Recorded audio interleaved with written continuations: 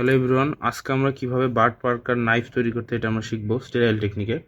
তো তার জন্য আমাদের কিছু জিনিস প্রয়োজন। তার জন্য একটা হচ্ছে প্রথমে এই বার্ড পার্কার ব্লেড, তারপর হচ্ছে Bard Parker handle, plain forcep, medium size curved haemostatic forcep. আচ্ছা, তার জন্য এরপরে আমাকে দেওয়া থাকবে এখানে বি ব্লেড। এভাবে আমরা নিয়ে নেব। নেওয়ার পরে আমরা যে প্লেন ডিসেক্টিং ফরসেপ আছে এইটা দিয়ে আমরা বাম হাত দিয়ে আমরা তুলব। এমনভাবে তুলব যাতে যে পাশে ধার আছে সেই পাশটাও অপোজিট সাইডে থাকে। তো আমরা সেটা করে নিব।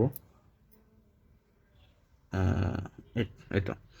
এরপরে medium size curved haemostatic forcep দিয়ে যে পাশে ধার নেই তার অপোজিট সাইডে 45 ডিগ্রি অ্যাঙ্গেলে আমরা ধরার ট্রাই করব এইভাবে। এরপরে ধরার পরে আমরা বিপি হ্যান্ডেলটা নিব। নেওয়ার পরে আমরা এখানে মিলিয়ে দেখব আসলে এটা ঠিক ঠিক ডিরেকশনে আছে কিনা।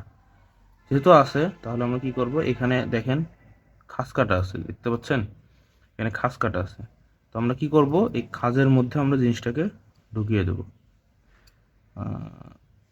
এই শেষ। এরপরে খোলা খুবই ইজি।